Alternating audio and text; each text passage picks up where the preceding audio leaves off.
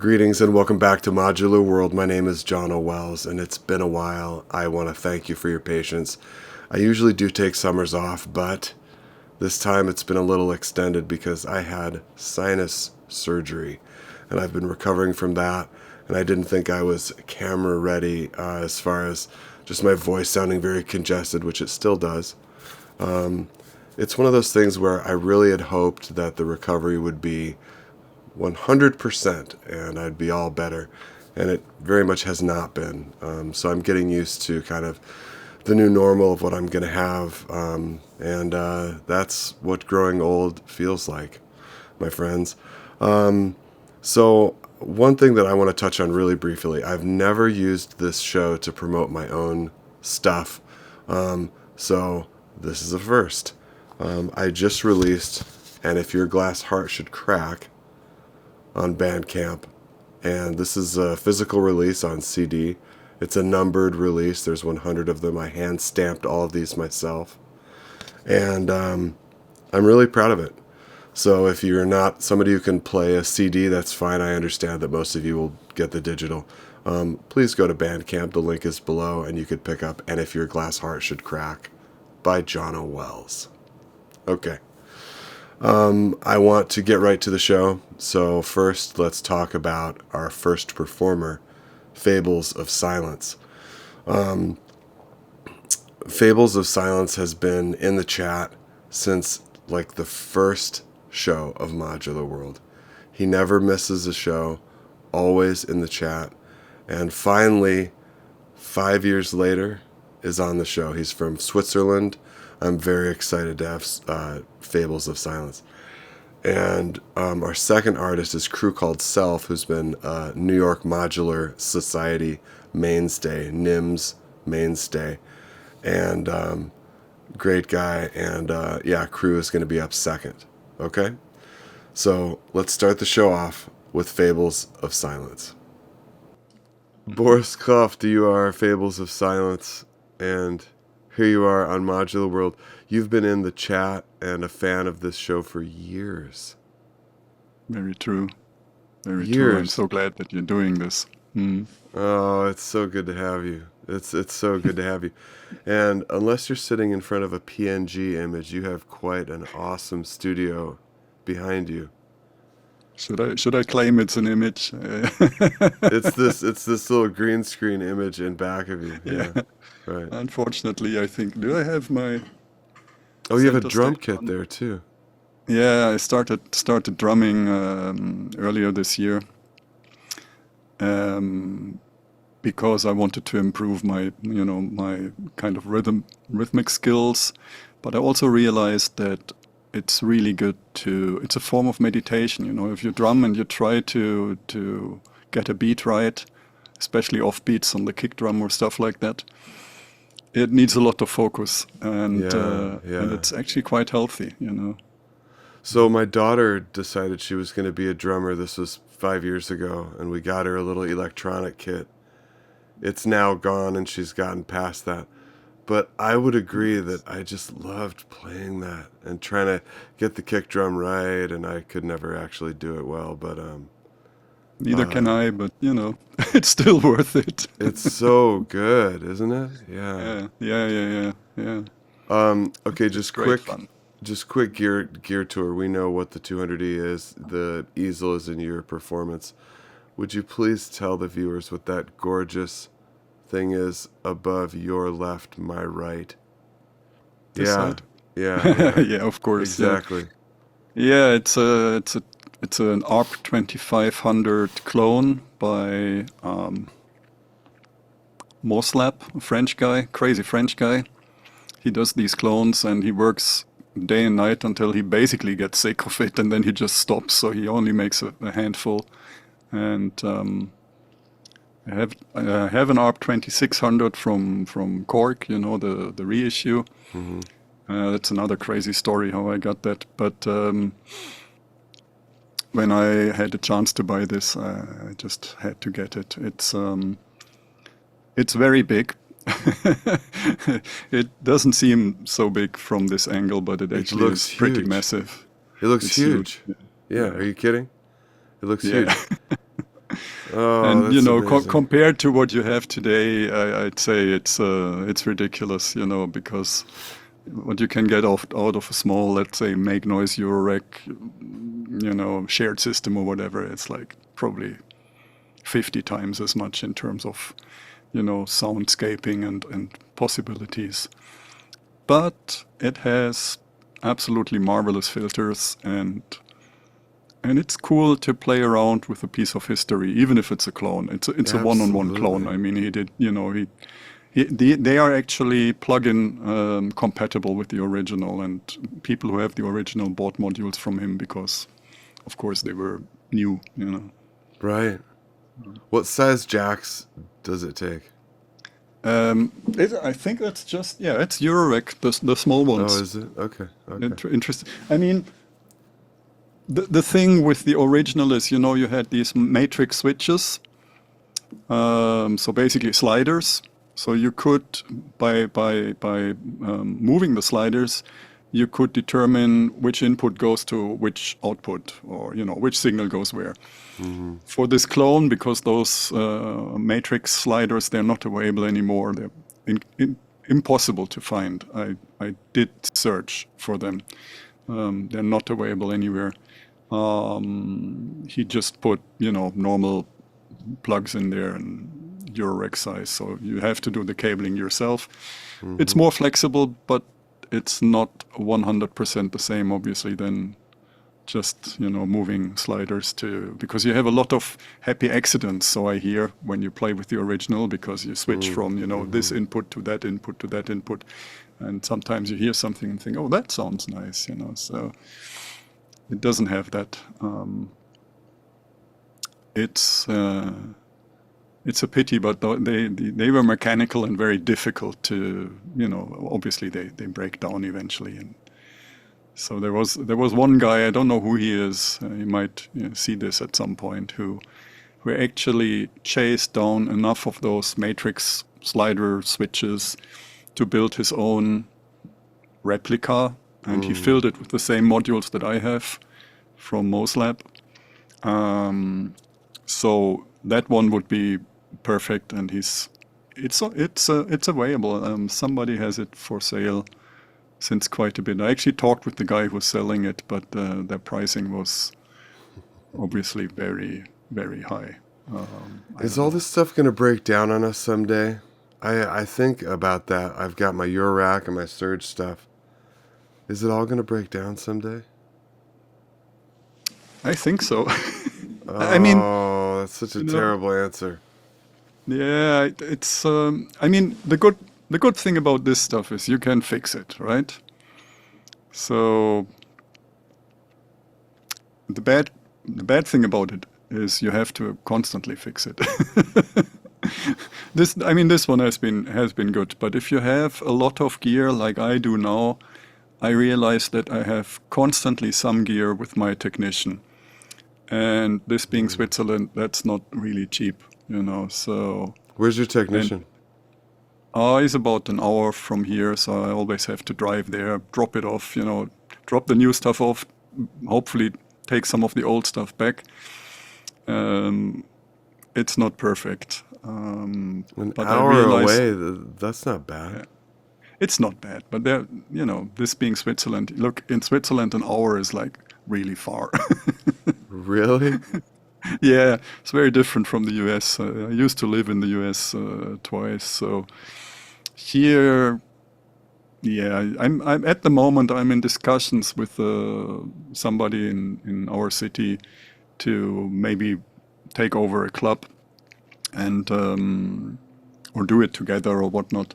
But the club is kind of on the outskirts of the city, and you know this is a small city. We have 200,000 inhabitants here, not even.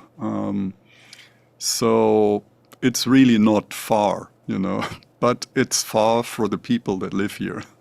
And that's one of the issues, I'm pretty sure. So, yeah, it's it's a bit strange. Distances are different That is here. so interesting. I mean, Mm, it's not just Europe though, because where I grew up in Michigan, I recall, you know, a town being so far away, and then now as an adult, returning and having a car to rent or something, finding out that it was only 20 minutes away. I was like, oh my God, that city, it seemed like it was so far away. But now as a Californian, you mentioned 1 hour. That's nothing. That's absolutely nothing. Yeah, yeah. 1 hour's nothing. No, I remember when I was a teenager, I lived in Santa Monica and went to Santa Monica High School, and Oh my I goodness. played the bass at the time. And you know, my foster mom, she would drive me to bass lessons, and I think it was something like 2 hours one way, one and a half at least. That's a long you know? trip for a bass lesson. Yeah. Yeah. Yeah, it was crazy, but she drove me there, and then she waited, and then she drove me back, you know, and I was like, she was like, no, it's all good, you know. That's wonderful. So Yeah. you did Santa Monica High School. That's so Yeah, interesting. yeah, I did, yeah. I loved it. Changed my life, to be honest, you know, so it was good. Wow, that's so interesting. And now you're in what you would call a small town in Switzerland. Yeah. I mean, it's still one of the bigger towns in Switzerland because we don't really have big towns here. We have Zurich, we have Geneva, we have Bern, which is the capital for whatever reason, and a couple more cities. But I think Basel is it number 3 in size? Don't know. Something like that, you know. The Basel is interesting. I don't want to go too deep into that, but you know, they fought between the countryside and the city, you know, the urban people. They fought about 150 years or so ago, because obviously people are different in the city than outside of the city, and ended up basically dividing the city from the country that surrounds it. And also they took, you know, the treasure that they had here, which was a massive gold treasure, and divided that, and the countryside immediately sold off everything. So that was a pity, you know.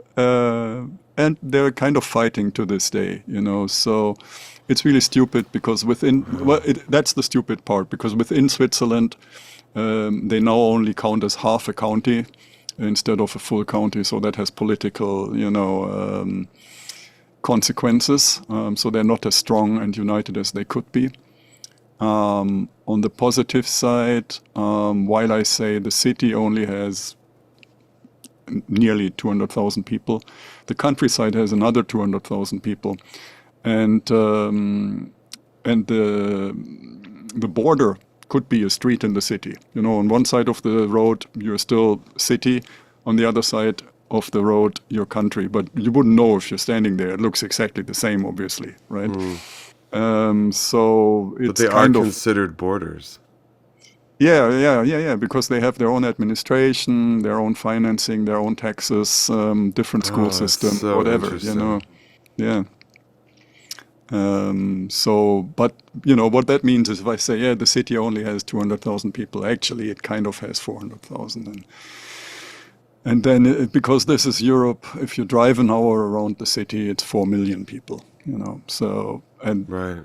that's kind of how this is. But it's 3 countries here. So you have where I am, which is the Swiss part, and I can walk to France, and I can walk to Germany from here, you know. And there's the That Rhine is River in the middle that connects unbelievable. everything. Yeah. That's unbelievable. For those of us in the U.S., that's unbelievable.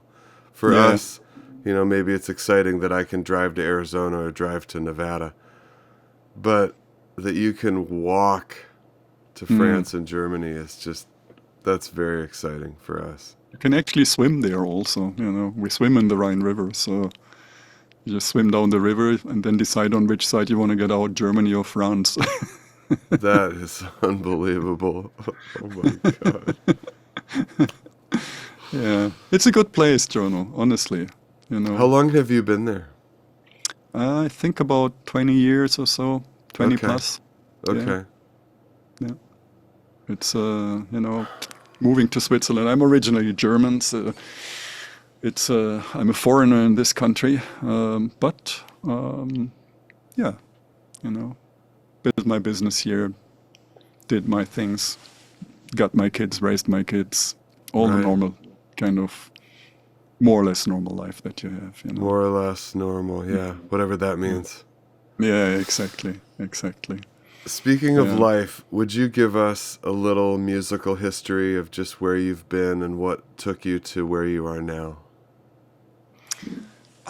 That's a, yeah, little history. When I was in LA, I started playing bass. Actually, before that, in some rock bands, that was fun. When I came back, I had a different outlook on music and life, and played in some rock bands in Germany. And then when I always played piano also, and you know, did songwriting on piano for the bands that I played in. And then when I always wanted to be a keyboarder. I don't know why. Bass is actually a great instrument, you know, but you know, it's one of those things. If you are in one place, you're known as that kind of person, you know. So you're the Right. bass player, you know.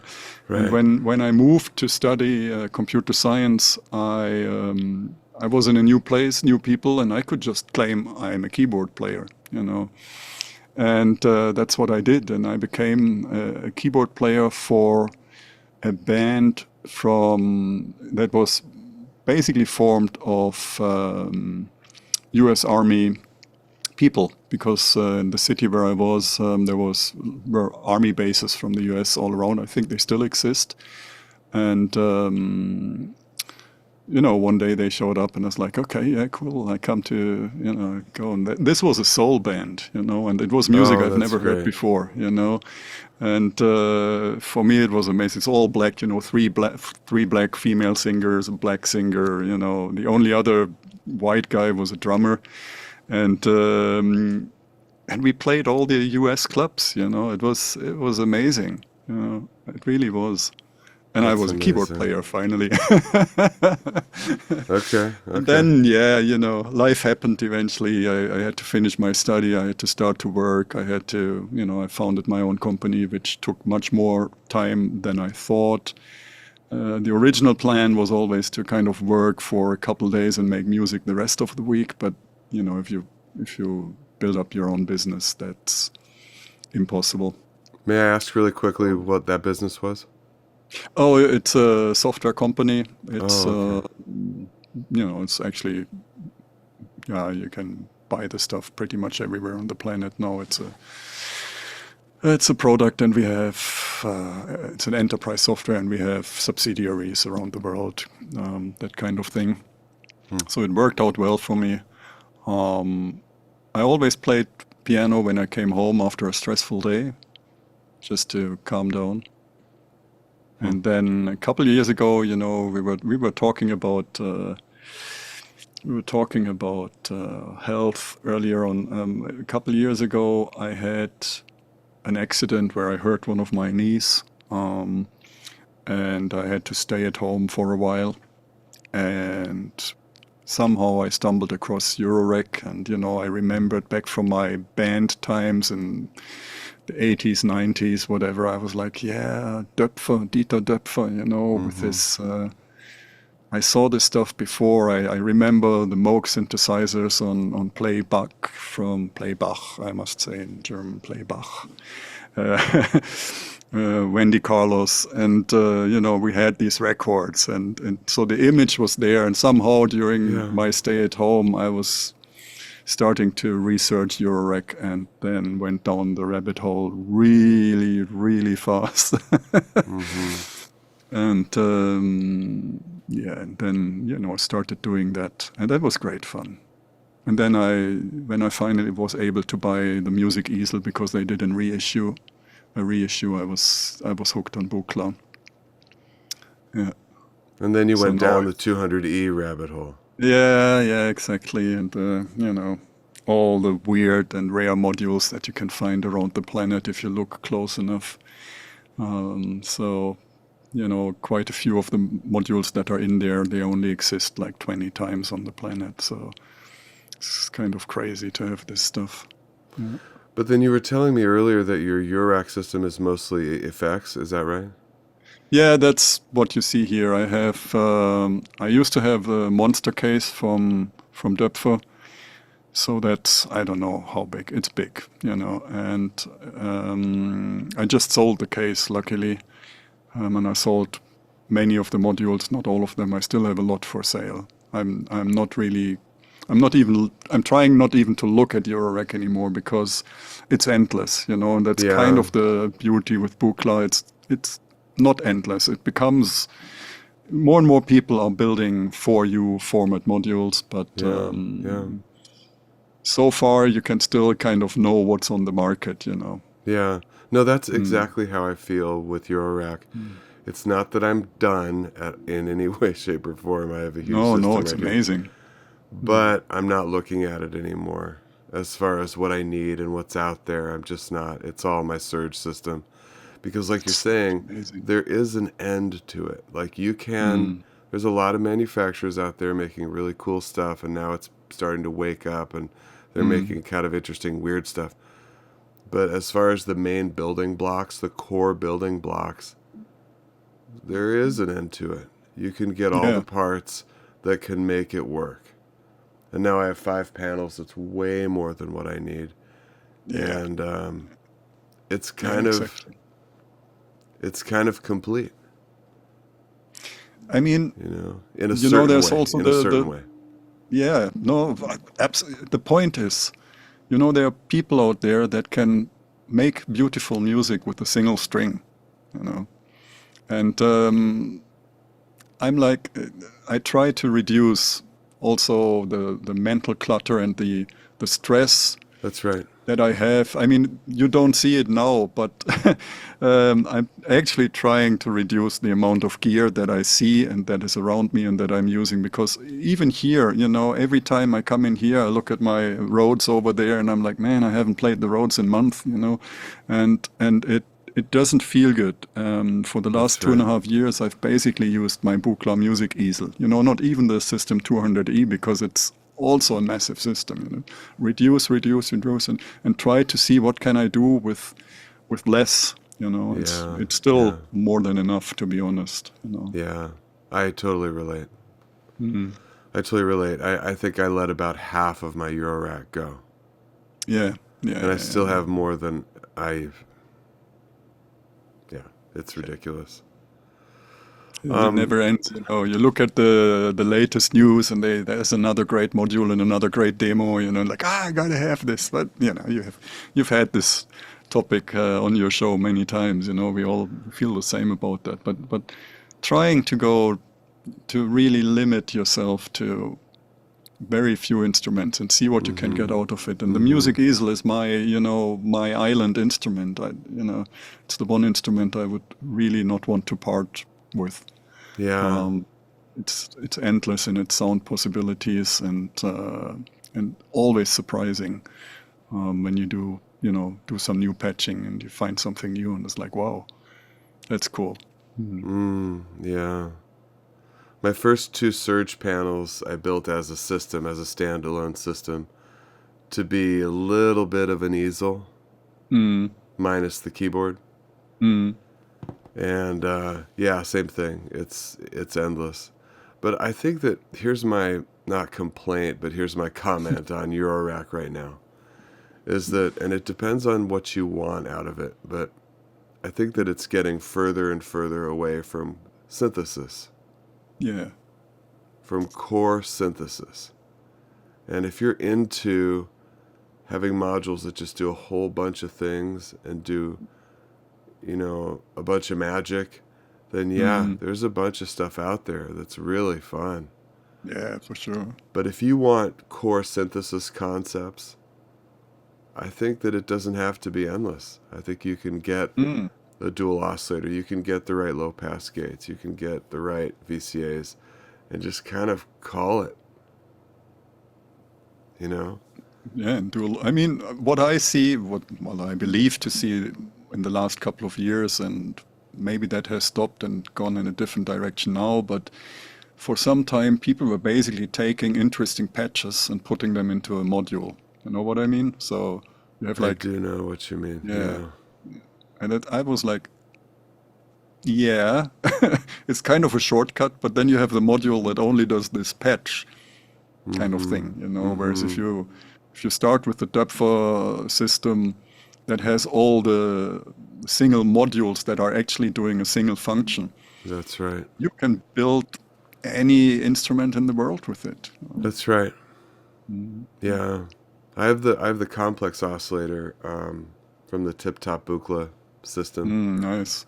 And Yeah. it's perfect. You Yeah, know. pretty. And the tip-top stuff I think is amazing what they did. Really cool. Really cool. Yeah. If I wouldn't have the big system, I for sure would want to go with the tip-top audio. Some of the modules that they're releasing or have released, it's really cool, you know, that you can get them at, you know, a price point that is a third of what you pay for the Buchla system. Yeah, about a third, yeah. I actually I was trying to keep up with it, and then I finally felt, again, the Eurorack thing, the pull of I've got to get the latest one. Yeah. So I actually let it all go, except for Yeah. the complex oscillator and the source of uncertainty. Oh, nice. Yeah. Those are the two that I've kept. But It makes sense. otherwise Yeah. I'm just collecting, and I can't collect. I don't have space or money to collect. Yeah. You know. And again, it's also, you know, it's draining on your mental energy to have all this stuff. That's right. You know, it's like it really is. So yeah, I have to keep selling modules. I'm actually I started selling some of my. That's why there is a gap in my System 200. I'm starting to sell some of the modules. I'm not sure if I can, but I would like to reduce to one of those Oh, I two see. cases. Yeah. It's probably more than I need. But yeah, we'll see. You know. All right. Let's shift gears. Let's move on. I could talk gear with you all day. Oh yeah. Tell us about. I think that in the show I'm going to run this performance before. Sorry, I'm going to run this interview before your performance. So don't give away all the secrets, but tell us a little bit about what we're going to see. What we're gonna see? Okay. Well, the challenge for me really was that in the last 2.5 years, I've nearly only done techno with my techno duo, and the chance to go back to the System 200 was I jumped on it, you know, but at the same time, it was very stressful for me because I realized that I haven't worked with the system for quite a while, and so I had to get back into it.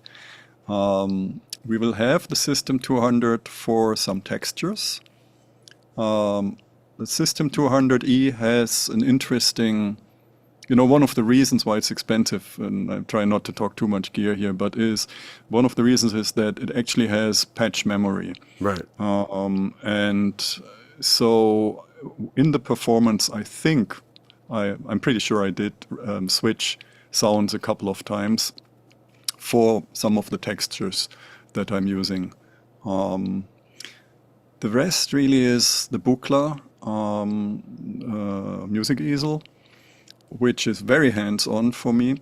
I love it. And then I have the Push 3 standalone and my mixer, Model 1 mixer. The way that I typically work with this is that I use the Push as a sequencer for the Buchla music easel, and also potentially for the big one, of course, although I have a lot of Buchla sequencers as well. And then for this piece, I also kind of tried the reverse, and I'm actually using the music easel keyboard or touch interface to drive some polyphonic kind of ambient string sound, whatever, some pad on the Push, which is also interesting. So I go from the Push and generate the audio up there, and I go from the music easel physical and generate the audio in the Push. It's kind of a two-way thing. Oh, that's wonderful. That's yeah. so cool. And then I mix everything, and I have the drums from the Push. I think it was just an 808 kit. And with the mixer, I can do the reverb, delay stuff, and I can also do some with my Euterpe Vertige triple filter up there. I can do some nasty distortion and saturation on the drums. So that's stuff I play around, and then sometimes the way that I usually work, I do some sounds, I record it into push, and then with the mixer I can fade it in and out, and that's some of the stuff that I'm doing with the piece. And then just trying to stay with this small universe and keep it interesting. And this being a live recording, of course, afterwards you're like, it could have been better. But, you have to deliver real artistship. So I'm quite happy with it. Yeah. Oh, and it was one of those cases, I recorded it and I was like, that was it. I knew it at that moment that this is what I'm going to send to you. That's so good. Yeah, that's really good. I always hope that people do that. I always do that when I've been part of a stream. It's one take. It is what it is. Yeah. I mean, if it's total garbage, I guess I would redo it. But that hasn't happened yet, where I just hated it. It was what I would call good enough, and it was real, and it was live, and that was it. Yeah. I'm really glad you did that. The viewers on the channel, I think they understand that. I wouldn't release this to a record, I guess. I would do some post-processing and cut some pieces out and whatnot. But this is straight to 2-track, mastered with isotope ozone because because I'm not a mastering engineer, and sent to you. That's it. Brilliant. Thank you so much for doing that and taking the time to make that. That's just. It's a very special performance. I'm excited to share it. Yeah. That is cool. I was really happy that you got back to me and said, "Oh, this is great." And I was like, "I'm glad I don't have to do another one." Well, it's very rare that I reach back out to people and say this doesn't work. Yeah. It's usually just technical reasons. It's usually just technical stuff. Fair enough. Yeah. Yeah. No, I wouldn't expect you to. It's just one of those things. If you work on a piece, if I work on a piece, there is a moment when everything is perfect. All the sounds are right, especially with modular. You know how it changes all the time, and you do this, and then afterwards you think like, this was amazing, but I didn't record it. And then you do a couple more runs, and eventually you come to a point where you have to record it before it gets completely bad, because it's like, I can't listen to it anymore. I don't know what I did previously when it was great, it gets, so I think after a while, it's, for me at least, it's always like, okay, that's it. Even if I haven't recorded it, sometimes I'm like, okay, I'm not trying to go back. I just pull all the cables, start over with something new. Right. So I find this curve very interesting. I don't know if other people experience the same thing. I'm pretty sure they do, but for me, it's always like that. I definitely do. Yeah, I definitely do. Every time I start brand new. Yeah. Yeah, it's a good thing. I want to give you a chance to promote anything you're working on and what you're doing and recording or anything that's coming up for you. I think for those that like techno, I recommend listening to my duo because, well, we can, of course, use any support we can get. Mm-hmm. So that's called Draht, and you will probably put it in the comments somewhere. Mm-hmm. We actually got signed to an old techno label in France end of last year and have been out on vinyl, which for me, is a dream come true. Absolutely. I always wanted to have our own vinyl as a teenager already, and having this shipped to a label, and they got back to us within a few days and saying this is exactly what we're looking for. That was great, and I'm very happy about that. And it's quite nice. And I'm using that setup actually, so I'm using the music easel for all the techno stuff that we're doing, which is also pretty unique. Congratulations. That's so great. Yeah, being put out on vinyl. Yeah, it's lovely. Yeah. Mm-hmm. Luckily, I even have a record player in my living room, so but I'm not listening to it. I'm listening to other people's stuff. I've listened to it long enough to get all the mixing right and so on. It was a lot of work. Yeah. That's so nice. And you do have to master differently for vinyl than you would for digital. Yeah, we have. Yeah. I think it's a U.S. guy originally, Bruno Pronsato. Hmm. He used to be a heavy metal drummer, and then he went into techno in the '90s, and he did the mastering. He's in Berlin now. Mm, mm. Lovely guy. I love him. I really do. He's amazing. He did great work. So his all analog mastering chain. Oh, It was wow. good to work with him. Yeah. Well, we'll definitely link that project below. That sounds great. Mm. I'm really Thanks happy. so much. That's great. Mm. That's great stuff. Mm. All Yeah, right. Well, that's what's happening. that's great. Yeah. Mm. Okay. Good. Boris, thank you so much for coming on and doing this Fables of Silence. Here we go. Thanks so much, Johno. It was my pleasure. Okay. I see you.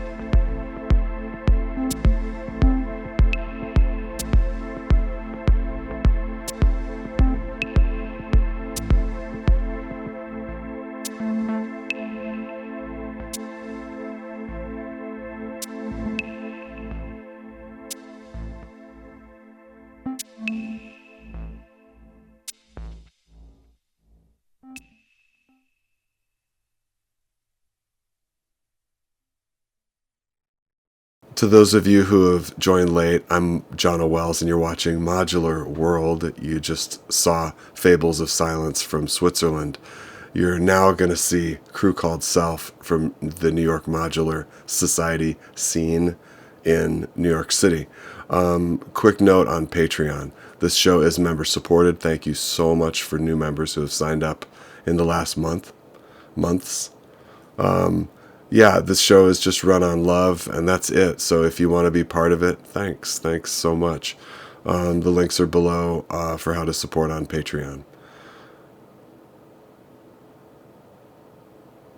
I just ran out of gas, totally. Okay, so here we go now with Crew Called Self from New York City. Mr. Jim Petty, you are Crew Called Self, and you're in New York City. Yes. Queens. Man, you and I were just talking about the Ramilzay book, which is above your head, and it's such a perfect example. You know, you're like, my friends made this book, and it's like, cool things happen in LA too, but cool things happen in New York City. You know, cool people do things. I've talked with other friends of yours in the NIMS community where it's like ideas just get dreamt up and then they happen. That happens here too, but not to the level of New York City. Well, everything's so close here, right? LA is real spread out. I mean, even with everything being That's a good point. close, but we're all still spread out, you know. But I think it's more congested, more together than LA, I think, right? That's really got to be one of the main truths, I think. You're in LA, not San Diego, right? Is that true? I'm in San Diego. San Diego, right? Yeah. It's all Southern California, right? Well, it's interesting, you know, I think that a lot of the perception is that SoCal is SoCal, but you're right. I mean, we are far away. What's it, like 3 hours apart? If I went to LA, it would depend on where in LA and when in LA, you know? But I would say if I go up to LA for a show on a Friday night, yeah, it's going to be 3 hours. So that's something I rarely do. So I'm not part of LA scene, LA modular culture, synth culture up there at all. I'm just not. And they're not part of our stuff. I would drive up there for some of their stuff, but they never drive down here for our stuff. We're just not cool enough, you know? Yeah. They've got so much cool shit up there that, to their defense, yeah, there's not really that much going on down here. That's right. I remember you're in San Diego because it was one time I was on the ship and we were coming to San That's right. Diego. We were gonna link up and go have a little beach jam, but it didn't pan out. Yeah, that almost happened. That would have been cool. Well, you have a really cool job. Is that something we can talk about online, or should we just pass over that? Yeah, we can talk about it to a certain extent for sure. Well, tell us a little bit about what you do for a living. Yeah, so I'm a theatrical sound designer and I design musicals, and a lot of my work takes place on cruise ships. So I'm traveling all over the world installing musicals. And we happen to be floating by San Diego, and I was going to have the afternoon off, and we were going to just go kick it. I had my modular with me, and we were going to go have a little beach jam, but I had a family emergency and had to get off the ship in Mexico and head home, so that didn't happen. That is just such like unique and very specific work life. You know what I mean? That's amazing. How did you fall into that work? I mean, I moved to New York in 2009, and I was DJing a lot, and I was really trying to get into film production. And that was kind of slow moving, and then I fell into theater. Actually, my wife that I was dating at the time, she suggested that instead of film, I tried to do theater because there's lots of theater work in New York. And I had never seen a play, anything. She took me to see Wicked on Broadway. It was my first musical, and I was just kind of amazed, man. I was like, man, this is really cool. I could do this. I think I can do it. And so she encouraged me, and I started mixing shows off Broadway, and now I've been doing that uh, for almost 15 years now, and yeah, started designing shows in 2016.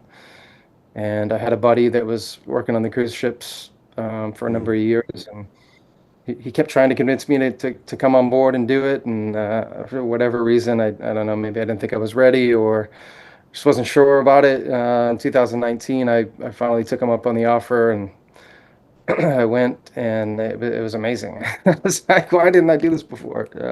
So it's kind of my main gig now. I'm all around the world. That's so cool. God. And just the traveling aspect of it works for you is cool. It's tough. It's tough. I'm married. My wife's in the industry, so she works a lot too. Um, so it's hard for us to find time to even be together when I am home. But traveling so much makes it increasingly Mm. difficult. Mm. Yeah, it's very tough. But you know, it's work, it's life. Where's the coolest place you've ever been? Oh man, I think Saigon, which they call Ho Chi Minh City now. Ooh. Was amazing.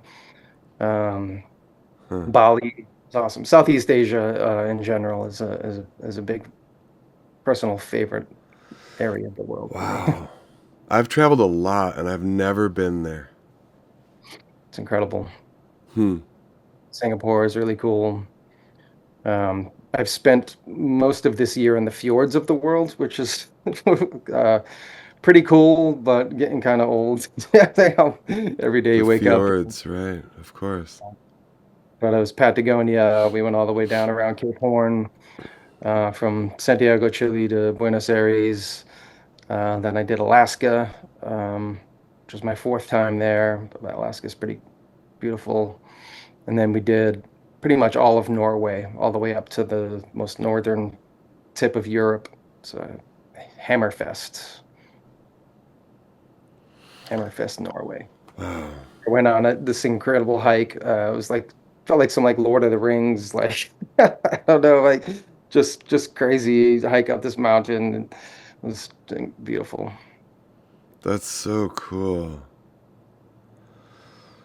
Um, all right, let's focus back to music. You're surrounded by amazing LPs and this performance. I don't want to give it all away. On the show, I'm going to have this talk and then the performance, okay? So I don't want to give it all away. But no, I mean we have to talk about it. It involves what we're now calling Syntablism. For lack of a better term, I guess. I guess. Like, do you like that word? Is that It, a word you like? it feels weird to me, man. I don't know, but I don't know what else to really call it. I mean, it works, I guess. I mean, it's pretty descriptive of what it does, I think, if you're But it does familiar. suck to be put into labels. I guess this is what I am now. You know what I mean? I think that does suck.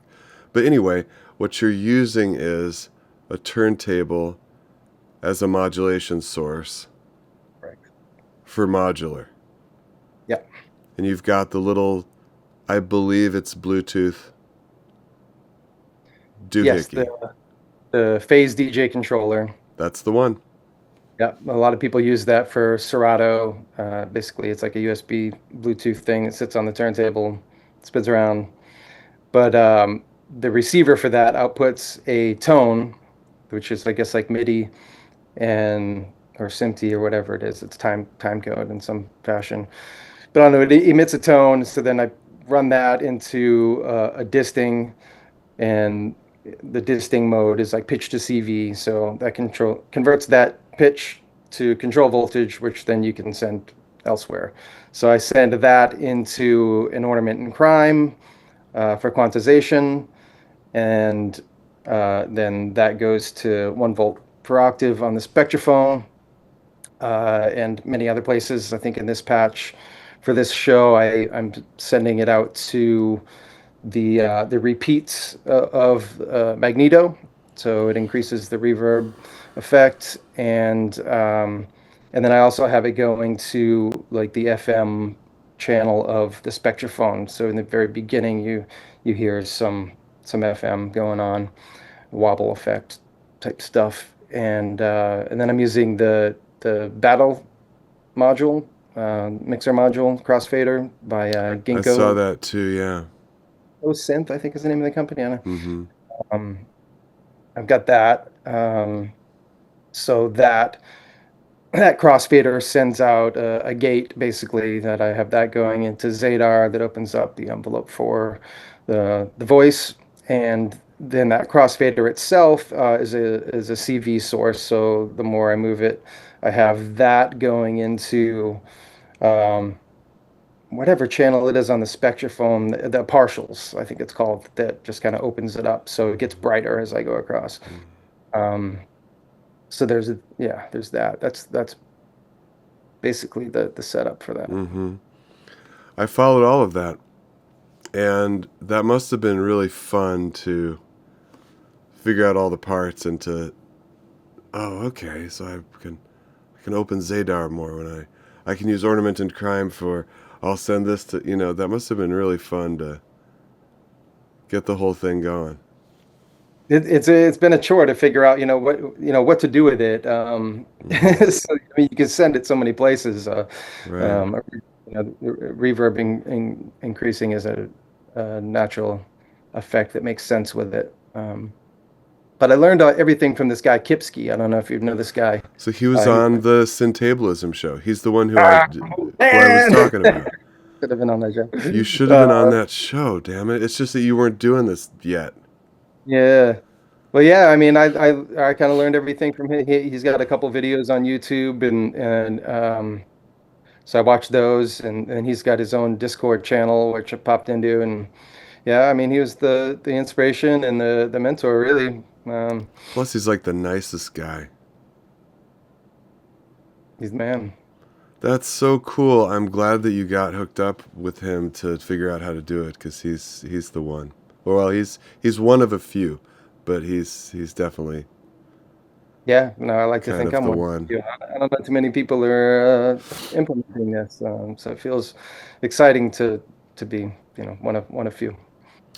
One thing I told you when you sent me this video, and I don't know if I ever got a response from you about it, or maybe you read it and thought, but I said that it sounded like a jam in the 80s in like inner New York City with like the sprinklers, they've got all the fire hydrants blowing in the wind and the kids are playing in the water.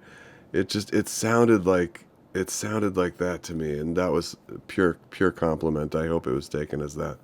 Yeah, absolutely. That's an incredible compliment, man. I mean, I don't know if I had that envisioned that or whatever, but I mean, I guess that's the vibe, right? It's electro. It's like New York electric. It's just Totally, totally. It sounded like New York sweaty summer 80s summer vibe. I loved it. I love that comparison, man. Thank you. Well, good. Okay, good.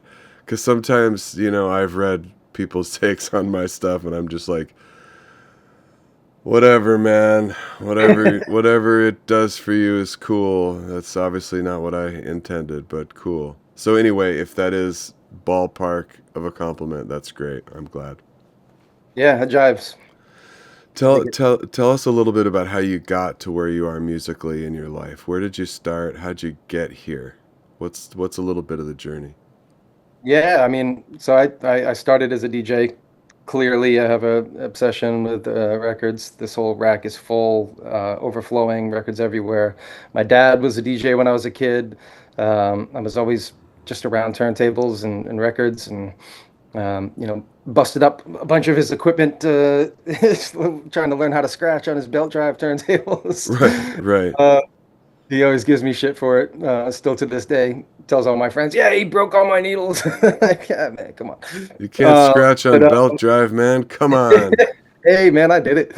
I was juggling beats on belt drive turntables, man. I was learning, I was a little hip hop kid, learning scratch and juggle beats, and yeah, just got into it, man. So, I still DJ, not as much as I would like. So, people out there want to hear some music, man, I'm down. I've been into a lot of 45s lately, man. 45 funk, disco. Play a lot of house, techno, still hip hop, kind of everything. I'm all across the board. But from DJing, got into production in the early 2000. Got an MPC and was an MPC guy for years. Produced a bunch of hip hop stuff. I was out in Ohio, Columbus, Ohio, Mm. Hmm. and yeah, we were doing the hip hop thing, man. I made a bunch of albums, just self-produced stuff that we would self-duplicate and sell locally. And I love it. I love it.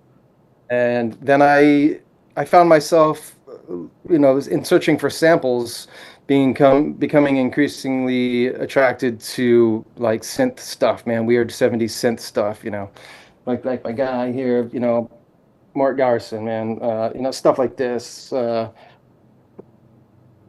So got more interested in synthesis, and then when I was in college and I was taking a music class, and our teacher introduced us to Reason, and that kind of just blew my brain. I was like, oh, this is cool. So I started digging into Reason more and more, and it was basically taught myself the basics of synthesis through Reason, Mm. and used that for a number of years, and then switched to Ableton, and did that for a number of years, and then kind of got away from the MPC and sampling, and just um, trying to be more musical and learn a little music theory. I still don't play very well. I program. Um, but then I, kind of got tired of working on the computer, and I was always, interested and knew about modular. Of course, it's a very expensive hurdle to to overcome, but Right. wanted to get back into hands-on stuff. Got a couple. I got the Mother 32. That was, like a lot of people, that was the gateway Yeah. of that, and just immediately was enjoying patching stuff, and wanted more stuff to go. So just took the plunge. I had a buddy who had gotten into modular as well, um, down in Florida, and we were talking, and I was like, man, just to even buy a case, it's like, a couple Right. $100 just to buy a case and power, and you don't even, Right. you don't have nothing to make a sound. And he was like, Right. oh man, if you just buy a power supply, you can build a rack. He's like, shit, I'll build one for you. So my buddy Chris, um, Center, um, down in Florida, he built a case for me, man, and it was pretty cool. So then I started building some stuff. I built a Turing machine that kind of worked. I don't know if it worked the way it was intended to. It's a weird thing, but it made noise. It allowed pitch. So it was interesting to get more and more, and then just from there on, man, it's just the plunge now. Mm. Lots of credit card debt and many modules, and finally got this box to where I'm happy with it, and feel like I have control over it, and that's a good feeling. Right. Wow, what an interesting journey. So when did Ohio turn to New York City? 2009. Mm. Mm-hmm. Mm-hmm. Wow, I love that your dad was a DJ too. It was cool. That's really cool. Yeah, I had, I mean, my parents had belt drive turntables also. And I was not a DJ, didn't try to be, but there was a time where I did try to do a little bit of scratching on that turntable, realized that I was going to ruin it very quickly. What we're talking about, kids, is the difference of direct drive versus belt drive. Okay, anyway. Um, so now, where do you feel like you are? You're sort of, I mean, maybe you found your calling as far as vinyl plus modular. Yeah, it's a great Have you combo, man. found your voice? Have you found your voice? I think so, man. I mean, I'm still struggling with it. It's a finicky thing. It's actually, man, it feels like playing a real instrument. You really have like masterful control over it, and maybe I'll get it to where I feel completely comfortable with it. But even in the performance, you'll see, yeah, some things, some things work and some things don't always, it's but maybe, more practice with it, I'll feel like I'm a master of it, but Mm-hmm. always a student. What do you want to Oh, do with it, which you haven't done yet? hmm. Or what's kind of a hurdle for you still that's like, I got this part down, but I'm still kind of working on this part, or I'd like to have it control this, but it doesn't yet, or Well, I mean, I want to figure out, what more I can do with it. Like right now, I'm controlling pitch with it. I'm opening up the reverb, and doing some FM stuff. But I mean, it's endless experimenting, right? You can send that control voltage anywhere, So I feel like I've just barely scratched the surface, pun intended. unintended. Yes. But and just getting better with the manipulation. It's like to control the pitch. It gets out of hand very quickly. So maybe I can like tame the voltage so it's not so extreme. Um, I mean, just playing the turntable even at its slowest speed, I forget, even with the spectrophone turn all the way down, the pitch, the tone control all the way down. Um, it's at a very mid tone. I forget what the note is, but to get like the lower frequencies, which is really fun to play with, you have to go really, really slow. So I basically have the platter turned off and just manipulating it by hand. Mm. Uh, and that's it's a little difficult, but fun. Right. It's endless fun. So I'm sure you've like attenuated it as low as you possibly can, and still it can't even be spinning. You've got to spin it manually. Yeah, I mean, because I like to play in the lower register, right? The lower octaves. Sure, So sure. yeah, you have to have the power off and just manipulating it very slowly. Wow, how interesting. Um, but as you see, like, and I kind of start out in the lower octave to begin with, and then later on you'll hear it gets more high pitch, right? As the platter's going, as I turn it on and it's going, it gets more high pitched. Yeah, yeah. Oh, I want people to see this right now. Let's just make sure that we're not promoting something that's coming up that's great. Do you have something that you're going to be releasing soon that we can talk about? Yeah, I don't know how soon, but if you can see, this is my band that I've started, Madra. A buddy of mine here in New York. He's from Houston. He's a drummer. He's an incredible drummer, and so we've joined up and started working on some stuff together. So we've done a few shows in New York. We did a few shows in Japan. We were in Japan together this summer, so we lined up some gigs. That was a lot of fun. And yeah, we've got some original music that we've been working on and a bunch of cover songs that we had fun doing. So we're planning on getting into the studio sometime soon to at least do an EP. I think we've got maybe like 5 or 6 songs that are original, and hoping to incorporate some other musicians as well to add a little flavor to it. Just see where it goes. But it's a fun project. Wow, I want to hear that. Other than that, I mean, I put out some crew called self solo projects over the Mm-hmm. years, and I've kind of taken a step back of trying to make tracks and just focusing on live performance. Mm-hmm. Um, Now I've got like an hour or two's worth of material that I can just play live, and I haven't really had much interest in fleshing out actual Mm-hmm.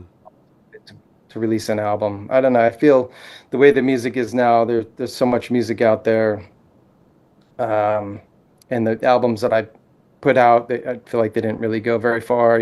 So it's just like I'm not gonna say it's a waste of time. I definitely something I would want to do in the future, to record some songs, but I think the live only element of it is unique and special, and that's what I'm focusing my attention on, just live performance.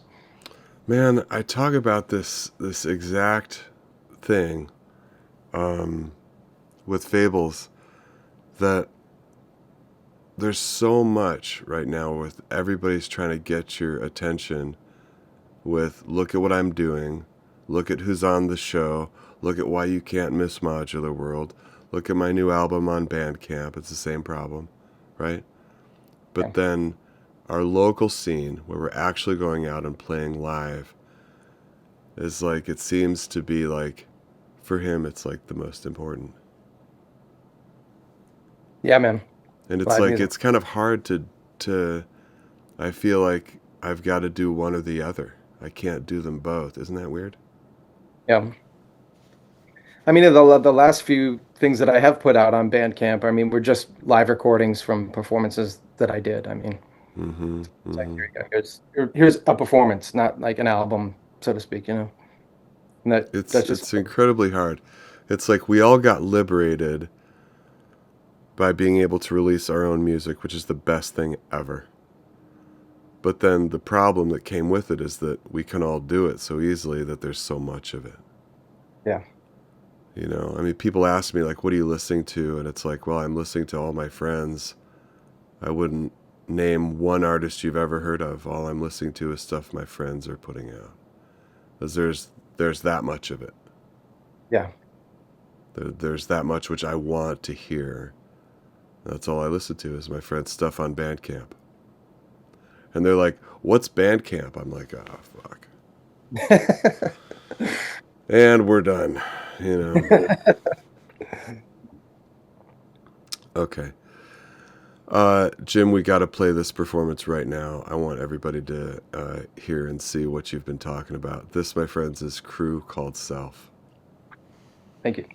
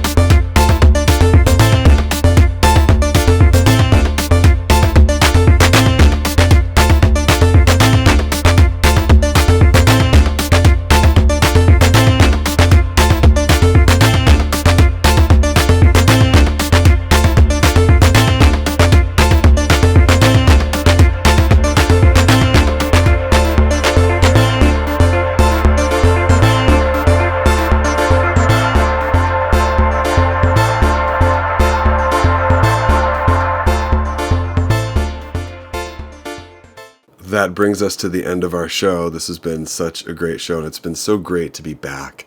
It's great to be back. Stay tuned this fall. We've got exciting things. There's going to be one. No, I'm not going to say it. We have exciting things happening, and I do want to thank once again all the new members on Patreon. There's been a couple in the past few months, and I really appreciate it. If you'd like to support this show, it is member supported on Patreon, and the links are below for how to do that. All right, here we go. We'll see you next time on Modular World. My name is Johno Wells. Thanks for watching.